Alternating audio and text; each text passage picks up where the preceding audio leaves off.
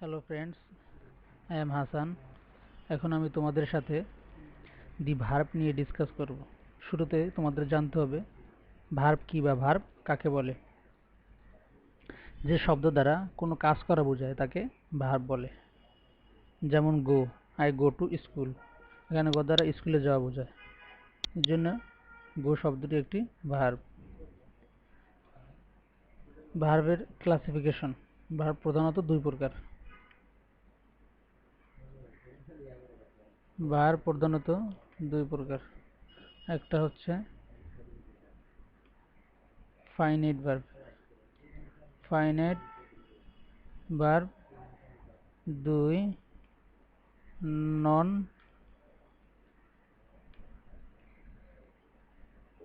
Finite verb.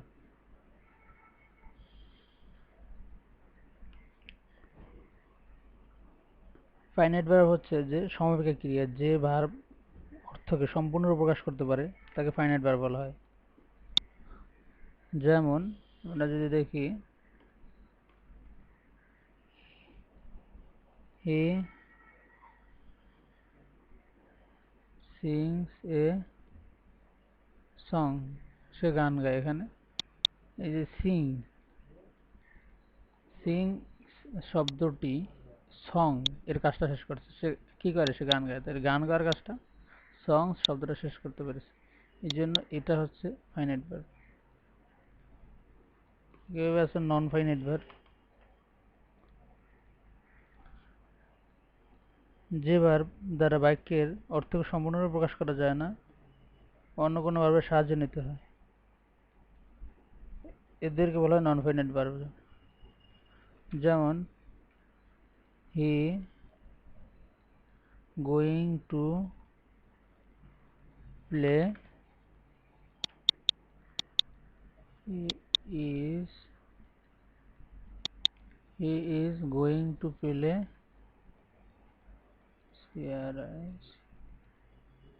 Cricket. সে cricket খেলতে যাচ্ছে। এখানে ইজ গোয়িং টু দিয়ে ইজ গোয়িং টু, সে যাচ্ছে, কি করে যাচ্ছে? প্লে ক্রিকেট, ক্রিকেট খেলতে যাচ্ছে। এখানে এই প্লে ভার্বটি দ্বারা এই গোয়িং এর কাজটা কমপ্লিট হয়েছে, জন্য এটা নন ফাইনাইট ভার্ব। তো যাই হোক, একইভাবে আমরা ফাইনাইট ভার্ব যেটা আছে এটাকে আমরা দুই ভাগে ভাগ করতে পারি। ফাইনাইট ভার্ব, ফাইনাইট ভার্বকে আমরা দুই ভাগে ভাগ করতে পারি। এক হচ্ছে principal verb,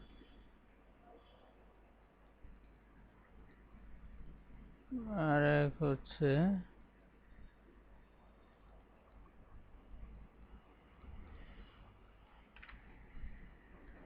auxiliary verb.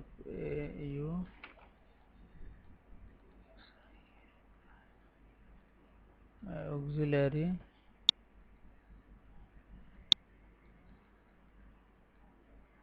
Verb. Auxiliary verb, finite verb দুই ধরনের, একটা প্রিন্সিপাল ভার্ব, একটা অক্সিলারি ভার্ব। প্রিন্সিপাল ভার্ব কি? যে ভার্ব অন্য কোনো ভার্বের সাহায্য ছাড়া স্বাধীনভাবে সম্পূর্ণ অর্থ প্রকাশ করতে পারে তাকে আমরা বলি প্রিন্সিপাল ভার্ব। যেমন যদি আমরা দেখি যে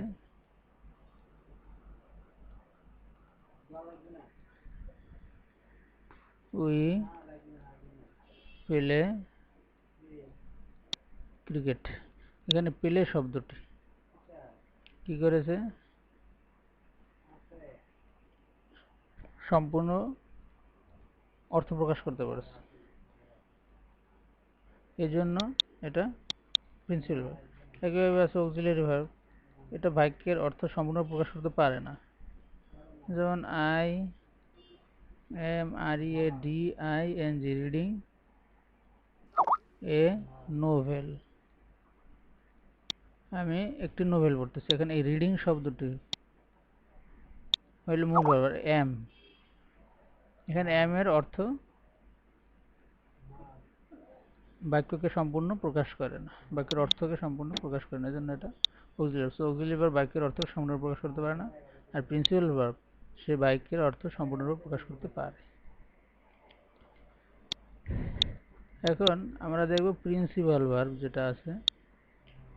প্রিন্সিপাল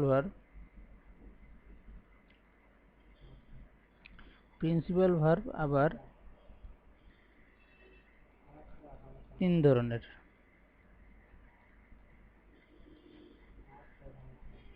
এক নম্বরে হচ্ছে TRANSITIVE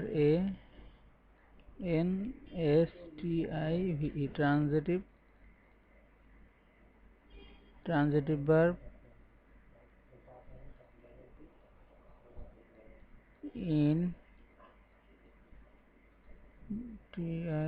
ইনট্রানজিটিভ ভার্ব,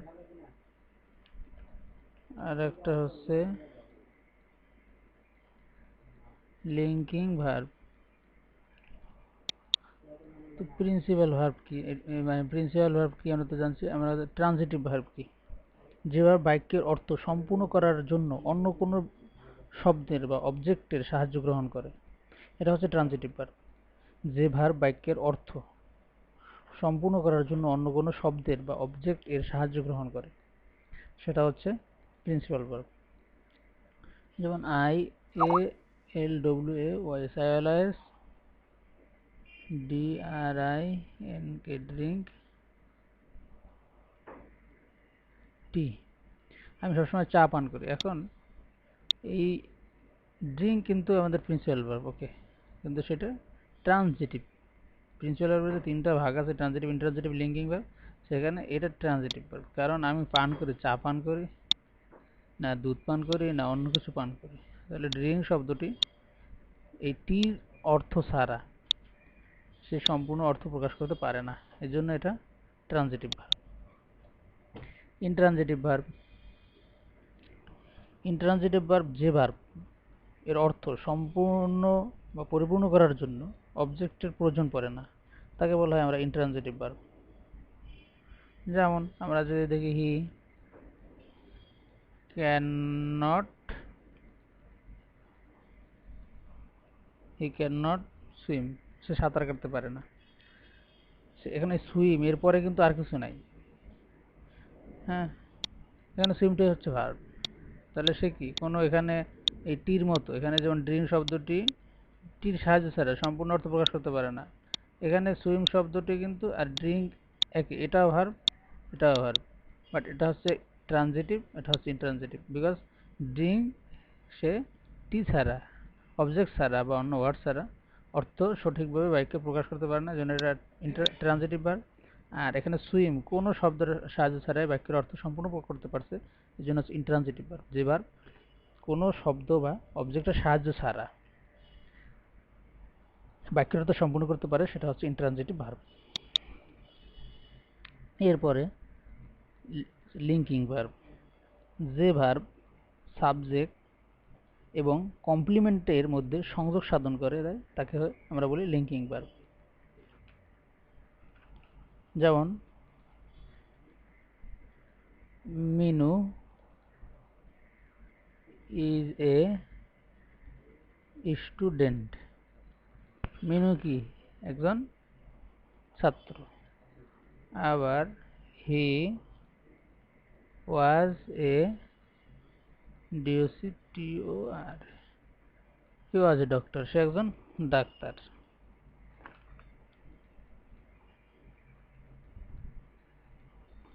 তো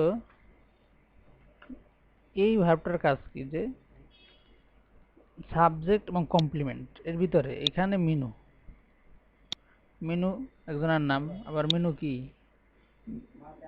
মিনু একজন স্টুডেন্ট। তাহলে এই মিনু এবং স্টুডেন্ট এই শব্দ দুইটির মধ্যে এটা হচ্ছে কমপ্লিমেন্ট আমার, আর এটা হচ্ছে সাবজেক্ট। সাবজেক্ট এবং কমপ্লিমেন্টের ভিতরে ইজ শব্দটি কি করলো, লিঙ্ক করে দিয়েছে। সো এটা একটা ভার্ব, আবার কেমন ভার্ব, লিঙ্কিং ভার্ব। আবার হি সাবজেক্ট এবং এই যে বাকি এ ডক্টর, এটা কমপ্লিমেন্ট। তো হি এবং এ ডক্টরের ভিতরে সংযোগ সাধন করছে ওয়াজ, সো এটা আমার একটা লিঙ্কিং ভার্ব। তো আমরা দেখতে পাইলাম যে প্রিন্সিপাল ভার্ব 3 ধরনের, ট্রানজিটিভ ভার্ব, ইন্ট্রানজিটিভ ভার্ব এবং লিঙ্কিং ভার্ব। ট্রানজিটিভ ভার্ব বাক্যের অবজেক্ট ছাড়া বা অন্য শব্দ ছাড়া বাক্যের অর্থ সম্পূর্ণভাবে প্রকাশ করতে পারে না। ইন্ট্রানজিটিভ ভার্ব কারো সাহায্য ছাড়াই সে অবজেক্ট বা কমপ্লিমেন্ট এর ছাড়াই বাক্যের অর্থ সম্পূর্ণ করতে পারে এবং লিঙ্কিং ভার্ব হচ্ছে সাবজেক্ট এবং কমপ্লিমেন্টের ভিতরে সংযোগ সাধন করে।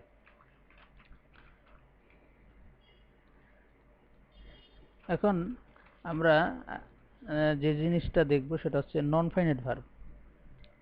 এখানে আমরা যে ফার্স্ট টাইম ফাইনাইট ভার্ব পড়ে আসলাম, ফাইনাইট ভার্বের আমরা ক্লাসিফিকেশন যতটুকু সম্ভব আছে এটুকু জানলাম। এখন আমরা জানবো ফাইনাইট ভার্ব আমাদের কমপ্লিট। এখন আমাদের নন ফাইনাইট ভার্ব নিয়ে আমরা ডিসকাস করব।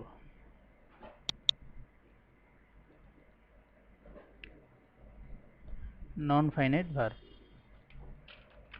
নন ফাইনাইট ভার্ব আমাদের তিন ধরনের। এক নম্বরে হচ্ছে ইনফিনিটিভ,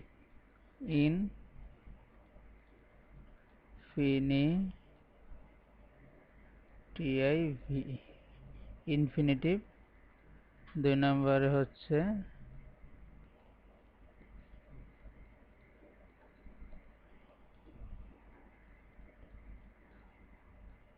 পার্টিসিপেল। তিন নম্বরে হচ্ছে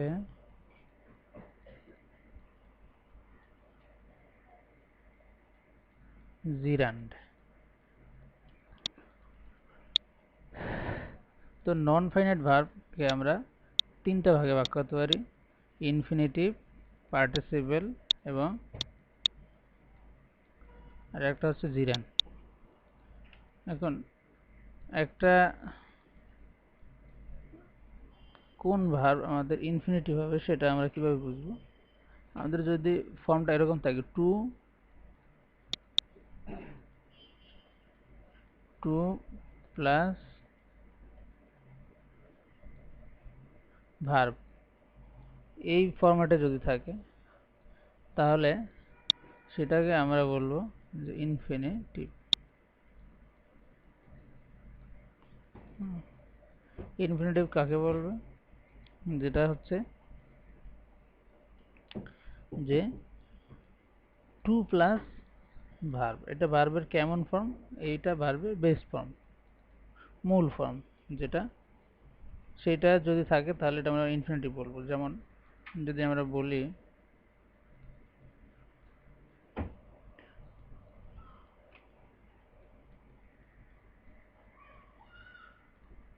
দে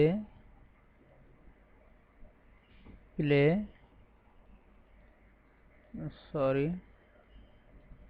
they want to play cricket. তারা ক্রিকেট খেলতে চায়। এখানে দে আছে সাবজেক্ট, ওয়ান্ট এখানে আমাদের মূল ভার্ব এবং টু প্লে, তারা ক্রিকেট খেলতে চায়, এখানে আছে ক্রিকেট। তাহলে they want to play cricket, এখানে এই টু প্লাস ভার্ব, ভার্বের বেস ফর্ম, এটা ভার্বের একটা মূল ফর্ম আর কি, প্রধান মানে প্রিন্সিপাল ভার্ব আর কি এটা। তো টু প্লাস এই প্লে যদি হয় অর্থাৎ ভার্বের বেস ফর্ম হয় তাহলে সেটাকে আমরা ইনফিনিটিভ হিসেবে গণনা করবো বা ইনফিনিটিভ হিসেবে বিবেচনা করব। ইনফিনিটিভ আবার আমাদের আছে দুই ধরনের, যদি আমরা সেটা দেখি, সিম্পল বা নাউন ইনফিনিটিভ। সিম্পল বা নাউন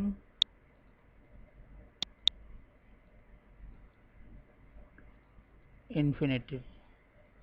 আর একটা আছে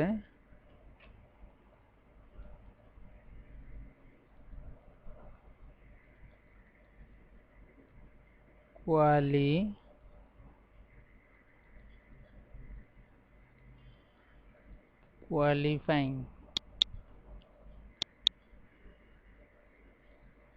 এফ ওয়াই হবে, কোয়ালিফাইং ইনফিনিটিভ। Qualifying infinitive. তাহলে ইনফিনিটিভ আবার আমাদের দুই ধরনের, একটা হচ্ছে সিম্পল বা নাউন ইনফিনিটিভ আর একটা হচ্ছে কোয়ালিফাইং ইনফিনিটিভ। তাহলে সিম্পল ইনফিনিটিভ কি? ইনফিনিটিভ যখন নাউনের কাজ করে তখন তাকে আমরা সিম্পল বা নাউন ইনফিনিটিভ বলব। এই প্রকার ইনফিনিটিভ নাউনের মতো কাজ করে বলে সাবজেক্ট, অবজেক্ট, কমপ্লিমেন্ট ইত্যাদি হিসেবে ব্যবহৃত হয়। সাবজেক্ট হিসেবে ব্যবহৃত হতে পারে, অবজেক্ট হিসেবে ব্যবহৃত হতে পারে, আবার কমপ্লিমেন্ট হিসেবে ব্যবহৃত হতে পারে। যেমন সাবজেক্ট হিসেবে যদি ব্যবহৃত হয় তাহলে টু থাকবে, to, to tell a lie, is a sin, মিথ্যা কথা বলা পাপ। দেখেন এখানে টু টেল, এখানে কিন্তু এটা আমাদের ইনফিনিটিভ, টু প্লাস ভার্ব, ভার্বের বেস ফর্ম, এটা আমাদের ইনফিনিটিভ। কিন্তু এখানে টু টেল কি ব্যবহার করছে, টু টেল এ লাই, মিথ্যা কথা বলে, এটু আমাদের সাবজেক্ট, এখানে আমাদের আসছে টু টেল এ লাই, এটা আমাদের সাবজেক্ট, এটা ভার্ব এবং এটা আমাদের কমপ্লিমেন্ট। তাহলে যদি সাবজেক্ট হিসেবে বসে তাহলে সেটা আমাদের, এবং নাউন হিসেবে বসে তাহলে আমরা সিম্পল বা ইনফিনিটিভ, মানে সিম্পল ইনফিনিটিভ বা নাউন ইনফিনিটিভ ওটাকে আমরা বলতে পারবো। আরেক প্রকার আছে আমাদের কোয়ালিফাইং ইনফিনিটিভ। কোন ইনফিনিটিভ যখন অ্যাডজেক্টিভ বা অ্যাডভার্ব রূপে কাজ করে তখন তো আমরা কোয়ালিফাইং ইনফিনিটিভ বলতে পারি। যেমন আমরা যদি একটা সেন্টেন্স দেখি,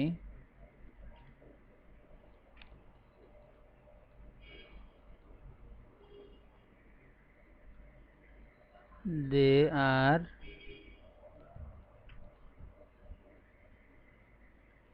happy to win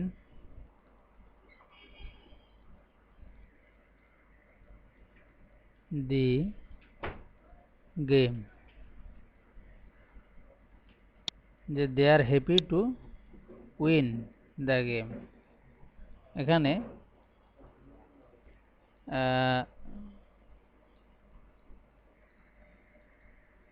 they are happy to win the game, এখানে এটা কি হিসাবে ব্যবহার করা হয়েছে, এখানে এটা আমাদের অ্যাডজেক্টিভ হিসেবে ব্যবহার করা হয়েছে।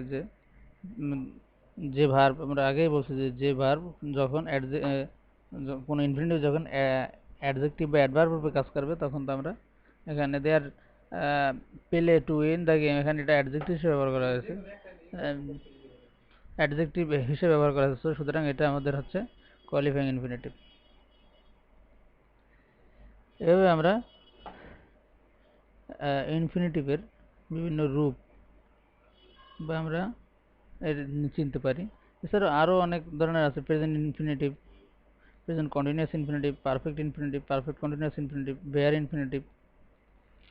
এই ফর্মগুলো আমাদের অনেক গুরুত্বপূর্ণ। যদি আমরা দেখি যে প্রেজেন্ট ইনফিনিটিভ,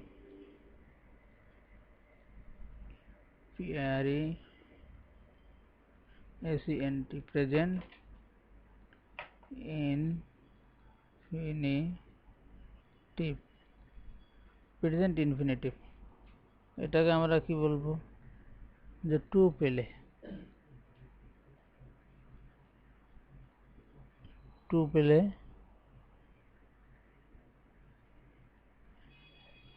যদি আমরা নেই টু ওয়ার্ক, এগুলো এই টাইপের যেগুলো আছে এগুলো আমাদের প্রেজেন্ট ইনফিনিটিভ। এভাবে যদি আমরা আবার বলি যে present continuous infinitive,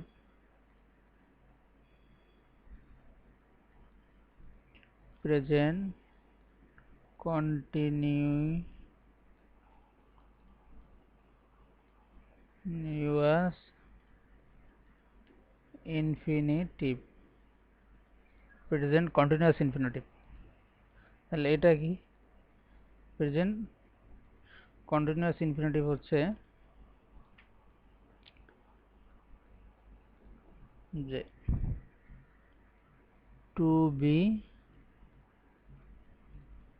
playing, to be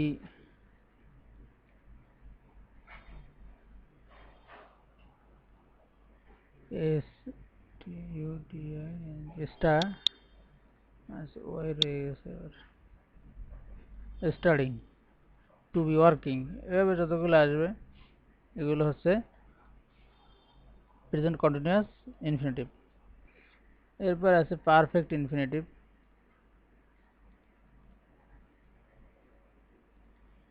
perfect infinitive এটা কি?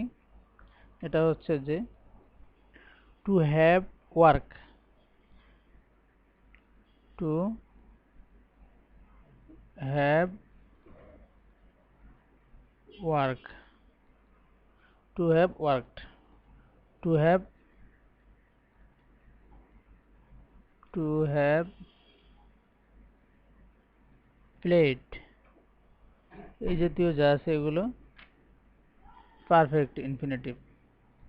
এরপরে আছে perfect continuous infinitive. Perfect continuous infinitive সেটা দেখি একটু আমরা। Perfect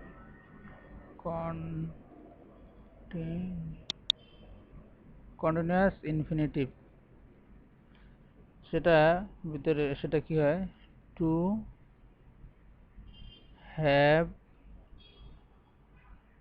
bin, to have been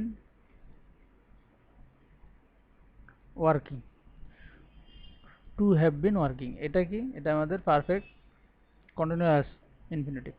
to have been playing, to have been studying, এরকম এই জাতীয় যা সেগুলো পারফেক্ট কন্টিনিউয়াস ইনফিনিটিভ। এবং আর একটা হচ্ছে এটা bare infinitive.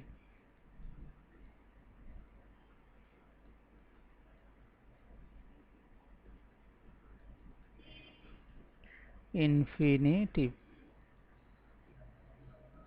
Bare infinitive, bare ইনফিনিটিভটা কি? ইনফিনিটিভ যখন অনুক্ত বা উজ্জ থাকে তখন বেয়ার ইনফিনিটিভ বলা হয়। নিচের ভার্বগুলোর পরে ইনফিনিটিভ টু বসে না। Can, could, may, might, shall, should, will, would, do, এগুলোর পরে টু বসে না। এগুলো হচ্ছে আমাদের বেয়ার ইনফিনিটিভ। যেমন can, could, may, might, shall, should, it is. মানে যদি একটা উদাহরণ দেয় তাহলে আমাদের বুঝতে সুবিধা হবে। I can do the work. এখানে এই ক্যানের পরে কোনো টু বসে নাই, এই জন্য এখানে ডু আসে শুধু, এর আগে কোনো টু নাই। I can to do the work নাই, এরকম I can do the work. So এইখানে আমাদের ইনফিনিটিভ বসে না। তো আমরা বুঝতে পারলাম যে বেয়ার ইনফিনিটিভ কি এবং অন্যান্য ইনফিনিটিভ যে আছে এগুলো আমরা শিখতে পারলাম। এরপরে আমরা পার্টিসিপেল সম্পর্কে জানার চেষ্টা করব। এখন পার্টিসিপেল ভার্ব এর যে ফর্ম একই সাথে ভার্ব এবং অ্যাডজেক্টিভের কাজ করে তখন আমরা সেই ফর্মটাকে বলবো পার্টিসিপেল ফর্ম। ভার্বের পার্টিসিপেল ফর্ম একই সাথে ভার্বের কাজ করবে আবার একই সাথে অ্যাডজেক্টিভের কাজ করবে। যেমন আমরা যদি এ বি আর a barking dog seldom bites, a barking dog seldom bites, এখানে একই সাথে পার্টিসিপেলের কাজ করবে এবং একই সাথে ইসের কাজ করবে, অ্যাডজেক্টিভের কাজ করবে। প্রথম বাক্যে যে আমাদের এই যে সেন্টেন্সটা আমরা লিখলাম এখানে আমাদের বার্ক এই ভার্বটির সাথে আইন যোগ হয়েছে, এজন্য হচ্ছে বার্কিং গঠিত হয়েছে, যার অর্থ হচ্ছে ঘেউ ঘেউ করা। তো এখানে একই সাথে সে ভার্বের কাজ করছে। আবার বার্কিং শব্দ ডগের নাউন, এই যে ডগ, এখানে সে নাউনের পূর্ববর্তী অ্যাডজেক্টিভের কাজ করছে। সো এটা একটা আমাদের পার্টিসিপেল। কীভাবে বার্ক শব্দটা আমাদের ভার্ব, এখানে এর সাথে আইন যোগ হয়েছে এবং যার অর্থ হচ্ছে ঘেউ ঘেউ করা। এবং এই যে ডগ শব্দটি এটা একটা নাউন, এর পূর্বে বার্কিং বসছে এবং নাউনকে কি কোয়ালিফাই করছে, এই জন্য এটা একটা অ্যাডজেক্টিভ। সো এইটা আমাদের একের সাথে নাউনের কাজ করছে, অ্যাডজেক্টিভের কাজ করছে, একের সাথে ভার্বের কাজ করছে, সো এটা একটা পার্টিসিপল। এখন আমাদের পার্টিসিপল কয় প্রকার আছে এটা আমার জানার চেষ্টা করি। যে পার্টিসিপল এ এক নম্বরে হচ্ছে present participle. Present participle, present participle কি জিনিস? যে ভার্বের প্রেজেন্ট ফর্মের সাথে আইএনজি যুক্ত হয় যদি একই সাথে ভার্ব এবং অ্যাডজেক্টিভের কাজ করে প্রেজেন্ট ফর্মের সাথে। Do not disturb A sleeping man, do not disturb A sleeping man, একজন ঘুমন্ত মানুষকে ডিস্টার্ব করে না। প্রেজেন্ট পার্টিসিপল এখানে কি হলো? স্লিপের সাথে আইন যুক্ত হয়েছে। স্লিপ একটি ভার্ব, এর সাথে আইন যুক্ত হয়েছে এবং একই সাথে ভার্বের কাজ করছে, একই সাথে অ্যাডজেক্টিভের কাজ করছে। ভার্বের কাজ করছে, স্লিপের সাথে আইন যুক্ত হয়ে স্লিপিং হয়েছে এবং নাউন ম্যান নাউনের পূর্বে এই স্লিপ শব্দটি বসে মানুষের অবস্থা প্রকাশ করছে, সো এই কারণে এটা একটা অ্যাডজেক্টিভ। তাহলে স্লিপিং ম্যান, এখানে স্লিপিংটা হচ্ছে আমাদের প্রেজেন্ট পার্টিসিপল। এরপরে past participle. Past participle, past participle হচ্ছে ভার্বের শেষে ডি, ইডি, টি, এন, ইএন যুক্ত ভার্ব ফর্ম যদি একই সাথে ভার্ব এবং অ্যাডজেক্টিভের কাজ করে তখন তাকে আমরা বলবো পাস্ট পার্টিসিপল। পাস্ট পার্টিসিপল দ্বারা অতীত সময়ে কাজটি সম্পন্ন হয়েছে বোঝায়। যেমন a K I double L E, a killed snake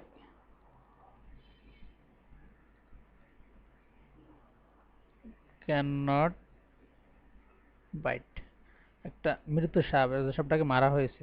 A killed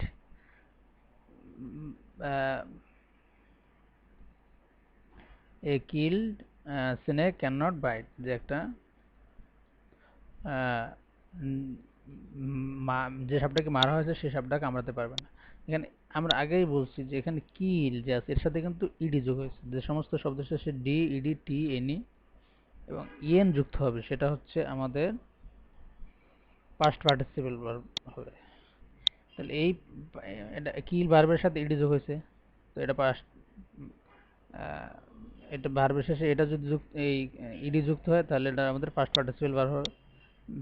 এবং এই পাস্ট পার্টিসিপল ভার্ব হয়েছে একই সাথে এবং একই সাথে স্নেকের পূর্ববর্তী স্নেকের অবস্থাটাকে বুঝেছে, এটা জীবিত না মৃত এটা বুঝেছে, তো এই কারণে এটা একটা অ্যাডজেক্টিভ। তাহলে একই সাথে যদি অ্যাডজেক্টিভের কাজ করে এবং একই সাথে পাস্ট পার্টিসিপলের কাজ করছে, যেমন কিল এর পাস্ট পার্টিসিপল কিল্ড, তাহলে এটি হচ্ছে আমাদের past participle.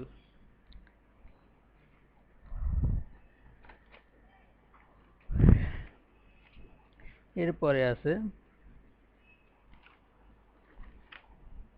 Perfect participle. Perfect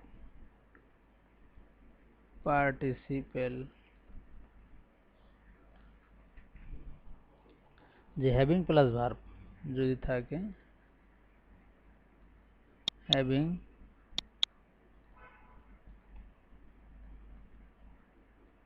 plus verb, এটা যদি থাকে তাহলে সেটা হবে আমাদের পাস্ট পার্টিসিপল। হ্যাভিং প্লাস ভার্বের পাস্ট পার্টিসিপল হবে এখানে ভার্বের past participle. Past participle of verb,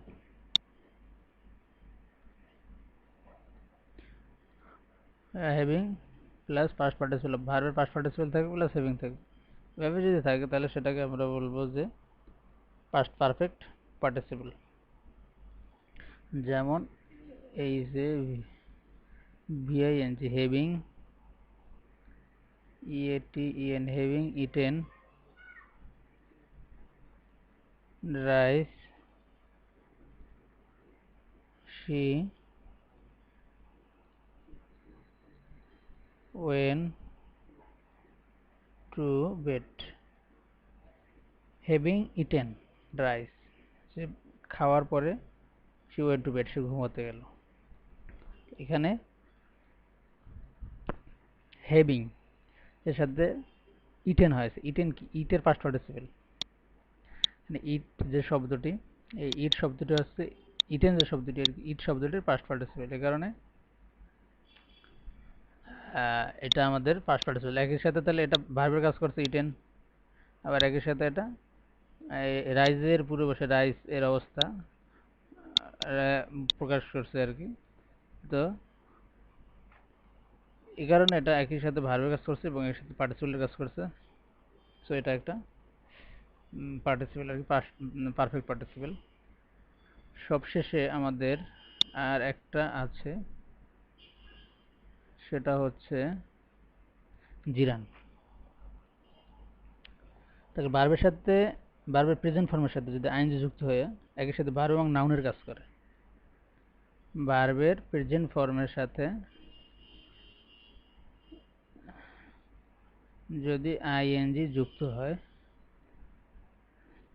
তাহলে সেটা হচ্ছে জিরান ভার্বের প্রেজেন্ট ফর্মের সাথে আইএনজি যুক্ত হবে এবং একই সাথে এটা ভার্বের কাজ করবে এবং নাউনের কাজ করবে এভাবে যদি করে তাহলে সেটাকে আমরা বলবো জিরান যেমন আমরা কিছু জিরানের উদাহরণ আমরা দেখি যেমন RISING রাইজিং